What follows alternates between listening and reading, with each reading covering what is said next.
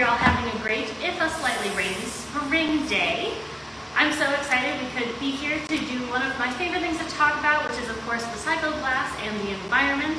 For those of you who don't know me, my name is Celia, and I am a glass artist and naturalist that travels the world explaining my passions for both glass and for the natural world. We're gonna jump right into it. I feel like the first thing I have to do before I can talk about the things that I like best is of course introduce myself a little bit more.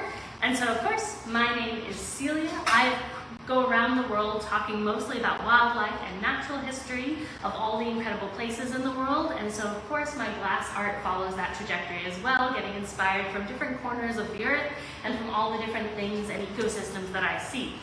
But I didn't start as a globe-trotting kind of gallivanter as we go around. Instead, I had a bit of an atypical childhood. And so we probably need to back up so you have a little bit of context for how I ended up where I am. But when I was really small, my family hiked the Appalachian Trail from Georgia to Maine. So I grew up kind of outside. And while I was growing up outside, we decided to be homeschooled for that simply because of the ease of travel. We were able to really focus on our passions. And so that kept me outside. I worked at a bird rehab for quite a while, and I loved that so much. And I thought that I was going to go into conservation law, to work in environmental sciences and biologies and all of that. And then my life took a hard left turn when my family took an educational trip to a place that I now call one of my favorite places in the world, which is of course the Corning Museum of Glass.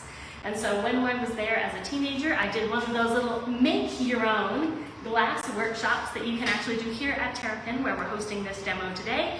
But this first little introductory into glass blowing that I did was the addictive bit of medicine that got me into this incredible medium.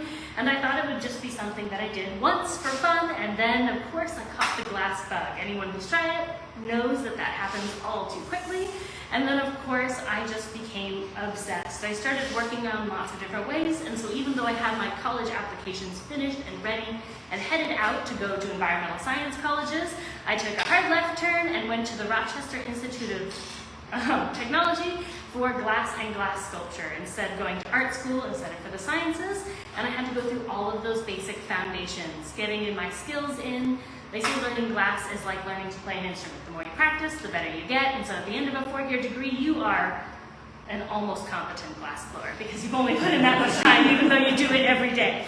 But that didn't mean that my love for the environment simply went away. Instead, I found it woven into everything that I made in glass, because when they thought about inspiration and others, they said, well, think about things you like. And so I ended up with glass pieces about things like oceanic plastics at the very beginning of them actually being talked about, where you have 3 different clear beakers, one of water, one of plastic pellet beads, and then the third full of both, which was called out of sight, out of mind. It wasn't a problem a lot of people knew about yet, but it was something that was already starting to tip the scales for me.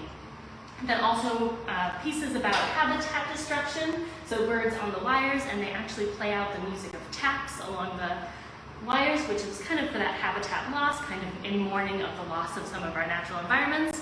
And then one of my other thesis showpieces was called Endangered. These were the life-size silhouettes of birds, and they had their sound calls sandblasted across them, which allowed them to actually be the remnants of all we would have left of these incredible creatures if we let our endangered species actually go extinct.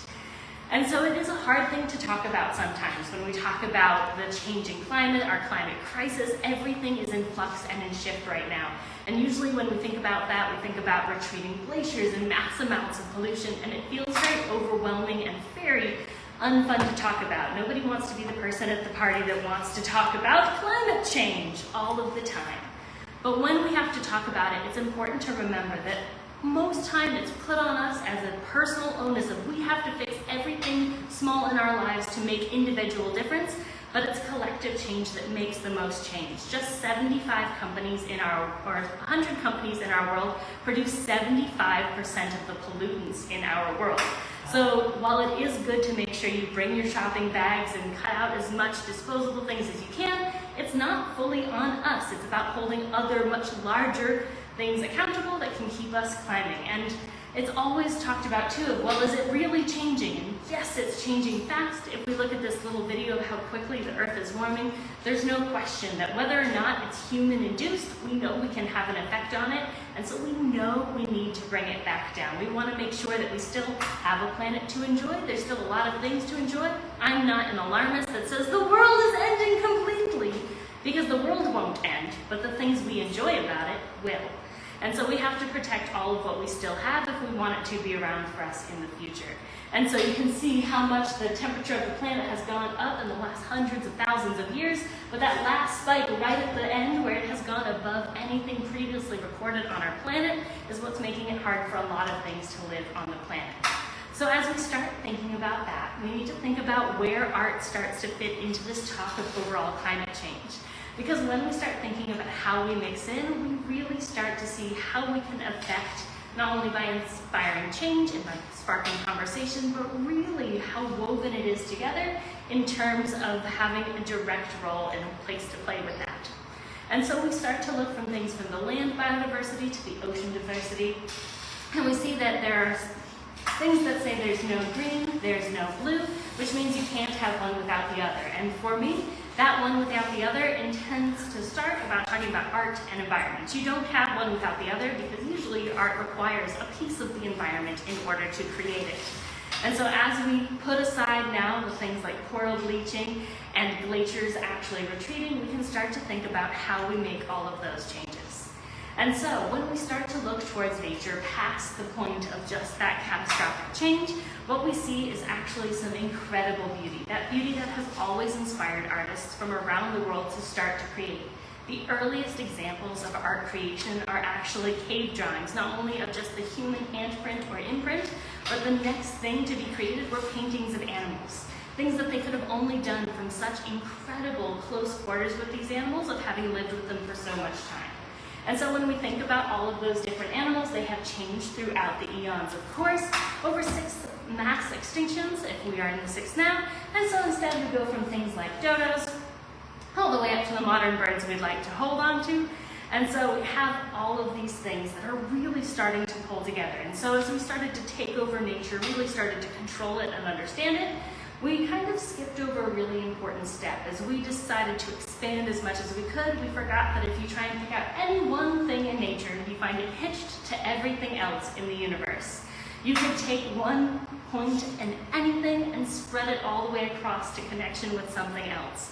And humans have a horrendous track record when it comes to being like, well, I can do this and it will have no other consequences. When that comes from invasive species, when that comes to just pulling a little piece of something out, there's always a ripple effect out. And so as we look at that, we can bring back those connections and see where they come in environment and art. The first bit of environment and art I'd love to talk about is the connection between elephants and ivory. That seems like something that's pretty understood at this point. We know that we have a declining population in elephants, mostly now from the actually overpopulation of people spreading into their habitats, but the first extinction threat for elephants came not from us spreading into their territories, but because we wanted their tusks more than anything else. And the reason we wanted their tusks wasn't for something frivolous, it was for the creation of art. Not scrimshaw, not carvings, but piano keys. The popularization of piano music, of orchestral music, of big, resounding sounding organs and the rest of it required ivory for the weight of the keys before we could artificially manufacture that. And so instead, we went across Africa, pulling as many elephants out of circulation for these keys. Actually, close to us in Connecticut was one of the primary places in which ivory piano keys were actually developed and shipped out to the rest of the world during one of these mass times of the expansion of our keys. Now what's amazing about this is that when this was happening, there was very little connection between the thought of an elephant and the thought of a piano. We know that they tie back together, but most people who would have laid their hands on a piano would never have actually seen an elephant. We're unlikely to have ever actually even seen a picture of an elephant itself, and there was a great misunderstanding between how that ivory was being collected. People assumed, like deer shed antlers, that elephants were shedding their tusks, which of course is not the case, because for an elephant their tusks are teeth, not actually something they can get rid of and grow time and time again.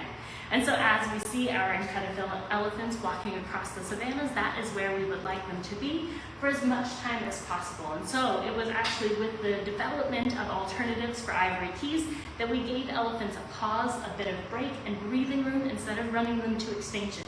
But it wasn't when piano music was simply a luxury item that our elephants were in danger. But instead, it was when we got a bit of a middle class, when it seemed like everyone could have luxury, everyone could have a piano in their living rooms, whether or not they actually played it or ever needed it, was something that people considered all the time. It was that kind of status symbol. We may never use it, but when it comes to it, the only one who ever really needs to use a bit of ivory is an elephant. They're the only ones ever going to use that bit of tusk. And since that's all very sad information, I'll give you a bit of wholesome information about our lovely elephants too, is that did you know elephants, just like, or baby elephants, just like small toddlers, will suck on their trunks like babies suck on their thumbs for comfort? And so, I just like including this picture. It's one of my favorite pictures I took on safari, and I rarely get the chance to use it. Baby elephant. So cute. But we'll move from this idea of pianos and we'll go into a place where we may have heard a lot of that orchestral music before, where we would have heard that incredible set of organ music, and we'll step into something like a grand cathedral. Now this is where we can start to feel that really glassy feeling when we step into these grand spaces, but it's not the glass we're going to talk about yet. We're going to move away from the organ and we're going to look towards the ceilings. And the reason we're going to do this is because these incredible structures that were constructed all throughout the world were actually relying on timber that was not from anywhere in the general vicinity.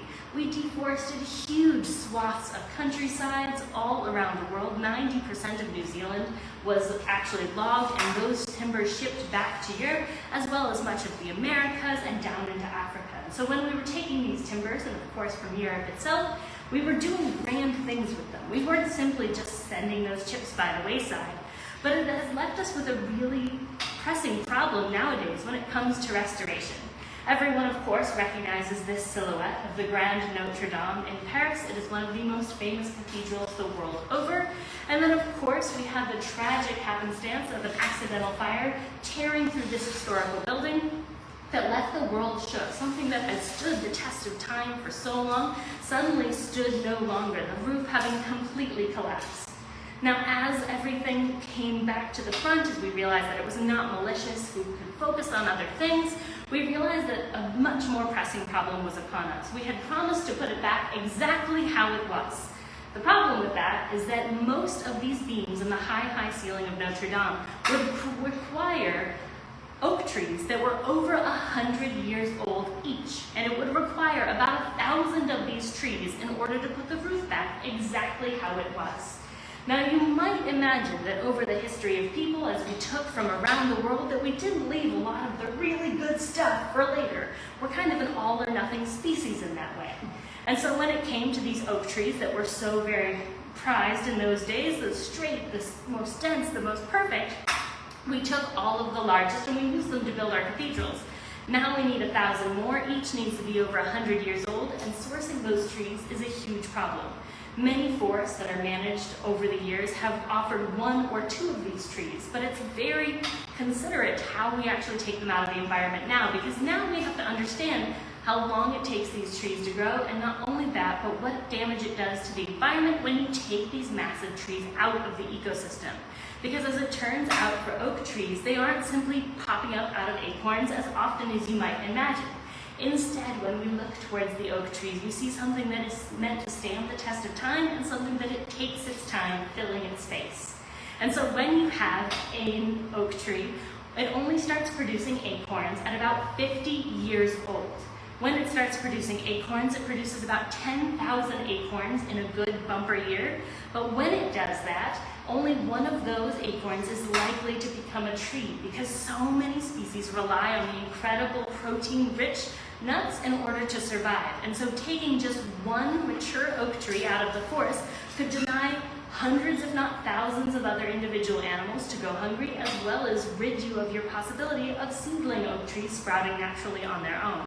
And so instead, we have to consider it so closely about whether or not we actually want to keep our oak trees standing where they are, or if they could be actually reprised to take up that incredible role of restoring something as monolithic as Notre Dame.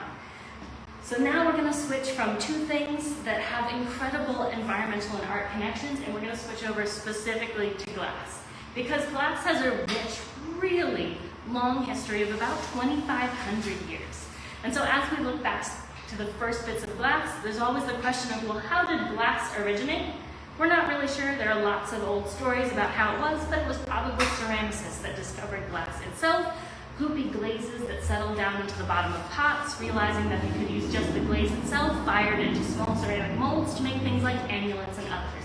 It would have been such a valuable commodity that it would have been for the only most elite. And then at that point, not only would it have been for the only elite, but there were even people going around claiming to be alchemists. I can turn sand into precious gems.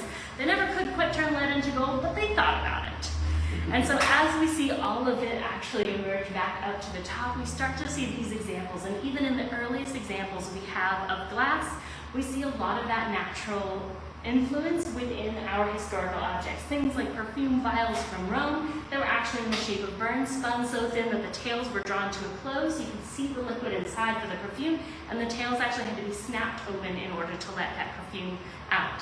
Now, how much glass artifact we have actually ties back to environmentalism in a really surprising way.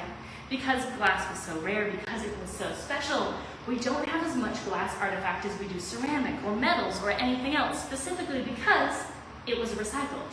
It was so valuable, it was so precious, that not even a tiny bit of shard could be left to the wayside simply to be found by us generations upon generations later. Instead, in the large glass houses, they would actually use all of those broken pieces again and again. Not only that, but we had our own taxing on the mining for our materials, as well as the deforestation to fuel our furnaces. These were massive spaces in which no one person would make a piece of glass, instead assembly style with people in order to make an incredible amount of glass. There's actually a derogatory term from the times of these large glass houses in Europe that talked about someone who was extremely poor, that called them a glass collector, because they would travel around the towns finding broken shards or bottles and bring those to the glass houses in order to sell back in order to make a small amount of income. In the same way some people might collect bottles and cans nowadays, it was being collected then. So anything that broke wasn't wasted, but instead was thrown right back in the furnace and said, we'll make something with that again because we need every bit of glass we can get. And then of course we get into the heyday of glass, that really shining moment where we get into things like Murano, and now we've got some things figured out. We're fine-tuning our mechanics and getting colors, as well as making our furnaces more efficient. And the reason for the efficiency was actually taxes. Necessity is the birthplace of invention, and so when the Italian government started taxing the glassmakers of Murano on the weight of their materials being shipped to the island and the weight of the goods being sent off of Murano, they made things with less glass to make them lighter. They made their furnaces more efficient so that they were wasting less glass because it was costing them money. They weren't being environmentally friendly because that was what they were thinking, but simply that necessity drove them to be better, to make more. And we can see that evidence and change as we still look around in Murano at all of these different things. The beaches of the lagoon there are actually scattered with artifacts that are so old that you can see that transition from where they used to just throw out huge amounts of their bottoms of their furnaces that they couldn't use, then all of a sudden there's a much less of that into modern recipes and colors of glass as those vogues and fashions changed along. And so as we look at that, still pretty much for the elite, still for the very wealthy, for the aristocrats of Europe as it was being sent around, everyone wanted that Venetian glass, but there was this push, this kind of clamor to make glass more universally acceptable and available, and so the way to do that, of course, is to mechanize it. I know a lot of glassmakers at the time made a lot of everyday objects, but there are not a lot of artists now that want to make every single beer bottle that you're ever going to use. So step in 1903, we're going to go ahead and make the bottle maker. When we make the bottle maker, we have the first instance in history of actual glass waste. Of glass that was made in such abundance that it was faster to make a new one than it was to actually recycle that glass you have and put it back in the machine. And so at that point, we start to really see that change. And as we see that change, we have to consider what else was going on in the world. We were taking something that was such a luxury, making it so widely available that everything was starting to shift. We were starting to have new technologies to explore our solar system, and we weren't really considered because we thought our environment and our resources were inexhaustible. We know that not to be so true now. So as we changed all these small things in our environment, our approach to our glass needed to change as well. And so it didn't change fast enough, unfortunately, but there was a lot of work in the beginning because glass was still valuable, that people would put their milk bottles out on the front steps, they would be picked back up empty and brought back to you full. There was still a lot of reuse, even though there was starting to be some waste. And now that glass was more available, the recipes were starting to be developed, we could start to use glass for everything else. You could consider this the true glass age. There's hardly a day that could go by where you wouldn't use something made of glass. If you wear glasses, you have to use them all the time. The screen of your phones, the windows in your house, everything that we use nowadays uses glass. But not all glass is made equally. You want tempered glass for safety. You want laminated glass to make sure big shards can't come off your windshield. The glass that they use on the space shuttles is of course fused silica with nothing else added. So we can make all these different kinds of glass. But when we started to run away from this point of glass being recycled all the time, it was designed for one use, for one particular use, and we stopped considering its recyclability. We designed all these incredible things that we could do with glass, but we didn't design it to be reused, and that was a huge mistake. Because what that led to was a really shift in perspectives. And instead of being something, a society that reused, that considered and made sure that materials were worthwhile and worth something, we actually made it so that we started our disposable lifestyles. And as soon as we realized that we needed more information from our disposable things, we needed to use it more often, we moved to plastics, that next great innovation. And now I know as a glass artist, I'm a bit biased about plastics. I will always think that glass is superior, but now I'm here to convince you why glass is superior in so many ways. And part of it is that it's just better. It's natural, it's healthier, all of those things. But when you consider plastics, if I had a soapbox moment, it would be this one. I don't care what it says on the packaging. Plastics are not biodegradable. They photodegrade, which means they break down into smaller and smaller pieces until they're no longer visible with the human eye. Once they are these tiny, invisible plastic polymers, they're still absorbent, they absorb toxins from their environment, and then they spread those toxins throughout their environments as invisible toxic specks. And those enter our food chains at the very bottom of the food chain. When that happens, they bioaccumulate up, which means every step up the food chain, we have more plastic and toxin contaminants, which means if you're a lowly krill or sardine, you're not getting too much toxin, that's okay. But if you're eating a lot of krill or sardines and moving on up, you're getting more and more because these plastic toxins can't be passed through. Some of them are forever chemicals or are metastasized into the fat of the animal, which means that the next animal to eat it, sometimes us, sometimes another predator, is the next one to get that issue. And so as we move up through the food chain, we see plastics are just a huge problem, and that's immediately very overwhelming. I know plastics are talked about a lot nowadays in reducing our disposables, but when we think about it, at first, a lot of people were surprised at one of the #1 found pieces of plastic when they do active things like beach cleanups.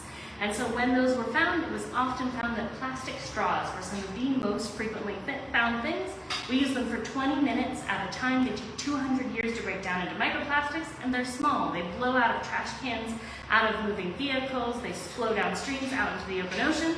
And so instead, straws found such a place in plastic reduction because they're very easy to make slogans about. They're not the worst offensive plastic, but it's really easy to say things like, well, you know, the last straw, the final straw, the straw that broke the camel's back. Straws suck, and they do.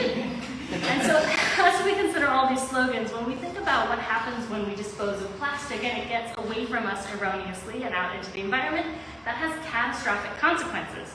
The same is not true if our glass gets away from us. Glass, for all of its other incredible things, where it has more inherent value from its weight, from its shine, from how intrinsically beautiful it is, when it ends up in the environment, it itself is not a bad thing. We find beautiful sea glass on beaches that people travel for miles around to find. It's completely inert, and as it grinds down, as it breaks back down into sand, it can be reincorporated into the natural features of our ecosystems rather than inhibiting those features of that ecosystem. So as we look at that, that is always something to work better with. And then of course, we find it so inspiring that we find all these connections between our glass. One of my favorite conservation pieces is by none other than Catherine Gray, and this is her Forest for the Trees. This is a completely cold work of glass art, which for a lot of glass artists is surprising, especially from someone with such incredible technical skill. But what she did was collect an incredible amount of already formed cups from all throughout her thrift shops, from places that had thrown them away, put out free boxes from things she was done with, and create these incredible forests and trees simply out of things that we already have. We have so much in the world, we don't always need to be producing more in order to see it. And there's so much in nature that is hugely glassy. So many artists draw inspiration. You might look at something like this, which is a lion's mane jellyfish from Alaska, and then immediately see how it could be flowed into something more organically glass, and how glass can be used as an educational tool, how it will end up in some of the most incredible places to show off the incredible back and forth. Now, as we talk about artists making glass art about the environment, we have to consider that sometimes conservation problems seem too large to fix, whether that's plastic pollutants, the warming of our climate, or other things. But there have been conservation successes. There have been successes like globally working together to reduce the chemicals that were eating holes in our ozones. We would not all be sitting here today if our collective international governments hadn't all said, hey, that does seem like a bad idea to eat a hole in the ozone forever. Let's restrict and then ban the use of these chemicals entirely, and our ozone is healing. But one of my favorite examples of conservation that worked is none other than the Save the Whales movement. And the reason for that is that whales were nearly exterminated from our oceans. We use them for all kinds of things. We use them for the meat to feed our communities, oil rendered down to light our cities. They use their baleen as boning in corsets, and all things aside, I'm glad that's gone out of fashion. But as we consider what we used our whales for, it wasn't until whales were almost entirely gone from the ocean that we decided to actually make alternatives. They made kerosene for lamps as an alternative. They started to do thinner aluminum for the boning and corsets. And then they made sure that we started investing in our agriculture and our livestock in order to have that protein replacement. But we waited so long that we almost waited too long to still have whales. But when people realized that we were at the door of extinction for most of our whale species, everyone cried stop. But it wasn't scientists and activists and governments that made the difference. It was the public and it was artists. It was a time when in Hawaii you could go on 2 weeks of whale watches. You could go out for 12 hours a day, and if you saw one whale spout from a 2-mile distance, that was a successful whale watch. There are now places in the world where you can go that have guaranteed whale sightings. The idea of that just less than 100 years ago would have been unthinkable. And so as we look at the Save the Whales movement, we see a moment where everyone came together, passed the international moratorium on whaling, and we still have whales. And so as we look at our collective power, we know that as our whales move, we can protect them. And now that as our whale populations are starting to increase, we're realizing just how valuable they are in the oceans. Not just that we like to go out whale watching and like to see them for what they are, but we can track them around the world with our new technologies that we've developed and understand so much more. We've always known from following them from hunting that our whales travel from polar feeding regions to tropical breeding regions. But now we know that they do that because of an abundance of food at both the poles during their respective summers and then the warm protected waters where they can give birth during their respective winters. But not only that, this migration that they do is massively important to us no matter how far from the ocean we live. And the reason for that is because as our whales move throughout the ocean, they are doing something incredibly important. Our polar regions have so much nutrition and biodiversity in the waters, and our tropical regions are what scientists consider oceanic deserts. As our whales move from point A to point B, as they do these 7,000-mile round trips back and forth, they are literally fertilizing the ocean as they move along, feasting in their summers and fasting in their winters, but still fertilizing the year round. And so instead, the diatoms and small photosynthetic plants in the ocean are able to thrive in places where whales migrate. They bring the iron, the phosphorus, and so many other nutrients that are actually required for that base function of life. And when they do that, they make it so that these photosynthetic algae and diatoms in the ocean can produce oxygen, 2 out of every 3 breaths you take is oceanic air, and it's fueled directly by whale poop. It just is, and I think that's incredible. And so as we think about that, we realize that it becomes really, really important for our whales to still be in the ocean. For some of our species, they have rebounded better than we could have ever hoped. Our humpbacks that are really fast breeders are actually back at pre-exploitation numbers. And I say that with air quotations because that simply means we were bad at estimating how many whales there were in the ocean before we started taking them out. And so as we look at this, we see that there can be such incredible success, that most of what the environment needs from us is simply restraint. And so as we come back to glass, we consider that we have all of this material already ready at our fingertips.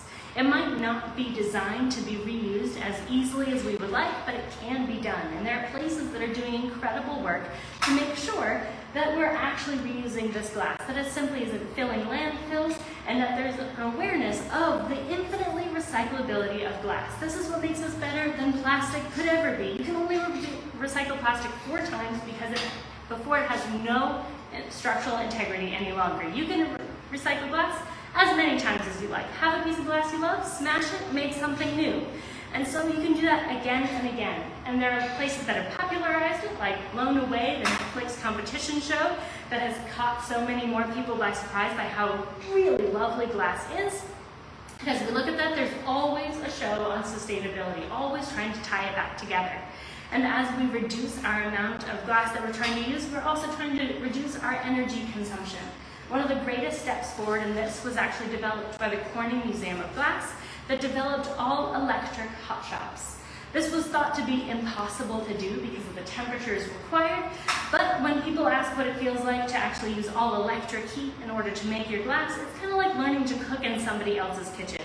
Your convection cooktop is not going to behave exactly the same way as your gas range, but you can still cook the exact same meals on it so long as you have that practice along the way.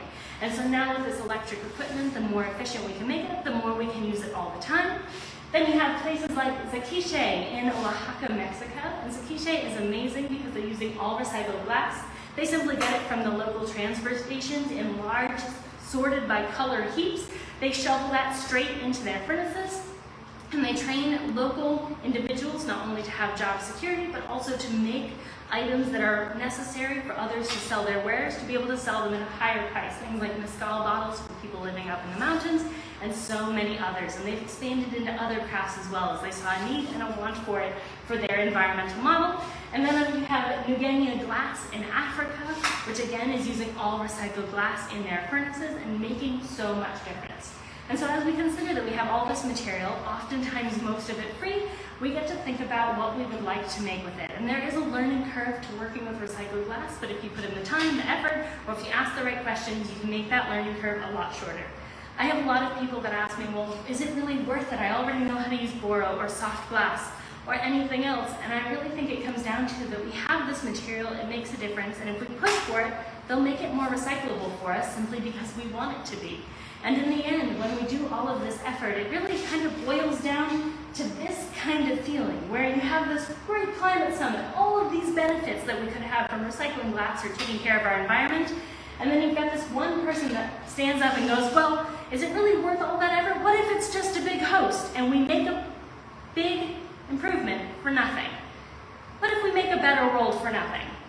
That seems like a worthwhile thing to do all of the time. There is so much incredible beauty in our planet, whether it's all the way down in Antarctica or whether it's all the way up to our whales in Alaska and the world over. So as we consider that we have all this beauty, how much it can do for us, we can do our little bits here and there to make sure that we're giving back, really playing with all of those different things. And I know for me, when I come back to the studio and I use recycled glass, I come back to it with this feeling of exploration and inspiration that I've gotten the world over. And each time I come back, I'm surprised by what I'm ready and willing to make. As I take these steps into the wild, I take these steps back into the studio as well. And the steps that I've taken recently have felt pretty small. I don't have a lot of time at my torch, and I have all this time talking for a living, but I realize that even the little steps make a difference. I made this set of recycled glass footprints. They're all bottle glass, they're fused and flame worked. At first glance, they seem pretty basic. They're simply the treads of boots that sit there. They're actually a tracing of my own shoes. And then when you take a slightly different perspective, you realize that there's something growing from it. And so even small steps, so long as they're in the right direction, can make a huge difference. Which is why I think it's both something to be a glass artist and a naturalist, why I've become the glass environmentalist. Thank you.